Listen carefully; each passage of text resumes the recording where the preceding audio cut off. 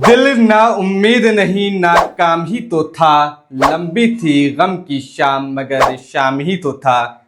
ये अल्फाज नहीं बल्कि जज्बात हैं देवरा बंदौली के लोगों के, खासकर मुस्लिम बेदारी कारवां के राष्ट्रीय अध्यक्ष नजरे आलम के। मधुबनी लोकसभा में मतदान खत्म होने के साथ ही जो बावेला शुरू हुआ था, अब लगता है कि उस पर विराम पटना हाईकोर्ट के फैसले के साथ लग गया है।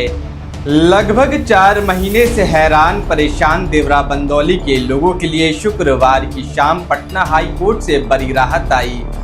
जिन लड़कियों को फर्जी मतदान का आरोपी बनाया गया था, उसे और उसके साथ सनाउल्लाह यानी कुल 3 लोगों को उच्च न्यायालय ने एंटीसिपेटरी बेल प्रदान कर दी है। घटना वाली रात से लेकर अब तक इस मामले में दरभंगा, मधुबनी और पटना तक देवरा बंदौली के लोगों को इंसाफ दिलाने के लिए संघर्ष करने वाले नजरे आलम ने अपनी प्रसन्नता व्यक्त करते हुए क्या कुछ बोला है, चलिए आपको सुनाते हैं। देवरा बंदौली मामले में बड़ी राहत मिली है हाई कोर्ट के द्वारा। क्या कुछ मामला है पूरा, किन किन को बेल मिला है और अब ये मामला आगे कहां तक पहुंचा? देखिए, ये 20 मई 2024 को लोकसभा चुनाव के दौरान जाले विधानसभा में देवरा बंदौली एक गांव है, जहां वोटिंग के दौरान भाजपा के विधायक द्वारा एक नेगेटिव प्रचार किया गया, दबाव बनाया गया और प्रशासन द्वारा 2 मुकदमा दर्ज किया गया, जिसमें 3 लड़की और 1 लड़के को नामजद अभियुक्त बनाया गया, जिसका केस नंबर 103/24 है। उसके बाद दूसरा मुकदमा 104/24, जिसमें लगभग 25 लोगों को नामजद अभियुक्त बनाया गया था और 125 से 30 अज्ञात पर मुकदमा दर्ज किया गया। दरभंगा न्यायालय से केस में बेल नहीं मिला, माननीय हाई कोर्ट पटना तक ये मामला गया और कल 103/24 में जो मुख्य अभियुक्त जिसको बनाया गया था, 3 लड़कियों को और सनाउल्लाह जो एक लड़का था उसको, उसमें 103 में भी बेल मिली और 104 में भी बेल मिल चुका है। अब जो दूसरा मुकदमा है 104/24, जिसमें 25 लोग नामजद थे, कुछ लोग जेलों में भी गए और 125 से 30 अज्ञात व्यक्ति पे मुकदमा है।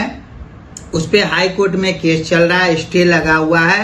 हमें माननीय न्यायालय पे पूरा भरोसा है कि ये जो झूठा मुकदमा फर्जी वोटिंग के आरोप में किया गया है वो खारिज होगा और सच की जीत होगी। एक ऐसे ही मामले में केवटी थाने का मामला था, लोकसभा चुनाव के दौरान ही वहां एसपी साहब ने एक आदेश दिया जिसमें वहां के प्रभारी और कई पुलिसकर्मी निलंबित भी हुए कि पीआर बॉन्ड बना के छोड़ देना था। क्या सेम मामला जाले में भी हुआ, लेकिन वहां ऐसी कार्रवाई नहीं हुई अब तक? देखिए, बिल्कुल आपने सही सवाल किया है। हमारा तो दरभंगा प्रशासन से यही सवाल है कि क्या एक जिला में 2 तरह का कानून चलेगा? आप खुद बयान देते हो कि पीआर बॉन्ड पे छोड़ना चाहिए, फिर जाले के लोगों पे ये फर्जी मुकदमा क्यों? तो इससे साफ होता है कि दरभंगा पुलिस प्रशासन पूरी तरह भाजपा के दबाव में आकर के एक समुदाय विशेष को और एक जो इंडिया अलायंस के वोटर्स थे उसको परेशान करने की नीयत से ये फर्जी मुकदमा किया गया है। हम दरभंगा प्रशासन से ये उम्मीद करेंगे कि आगे जो चार्जशीट का मामला है, जिसमें अभी मुझे कुछ सूचना मिली कि जो स्थानीय थाना है जाले, उसके द्वारा फिर से धमकाया जा रहा है कि अज्ञात व्यक्तियों का नाम हम जोड़ेंगे, 2 लाख 4 लाख का डिमांड किया जा रहा है। तो जो एक दाग लगा है दरभंगा पुलिस प्रशासन पे, हम चाहेंगे कि उस दाग को जो है प्रशासन अपने इससे हटाए और निष्पक्ष हो करके इस केस को खत्म करे। ये केस किसी भी आधार पे नहीं बनता है, एक पूरी तरह से सुनियोजित तरीके से भाजपा के नेता के दबाव में आकर के दरभंगा पुलिस ने ये मुकदमा किया।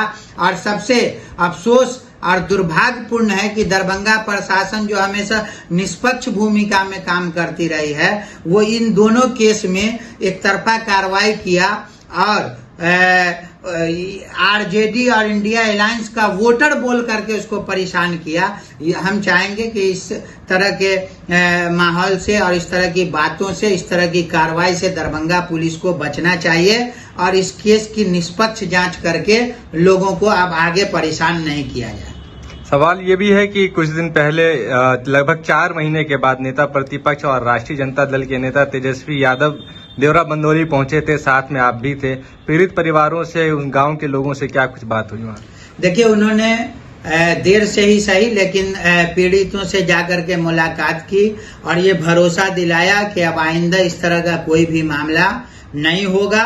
और जो पार्टी स्तर पे या जो अलायंस के लोगों ने लापरवाही बरती, इस केस में इन लोगों ने कोई भूमिका नहीं निभाई।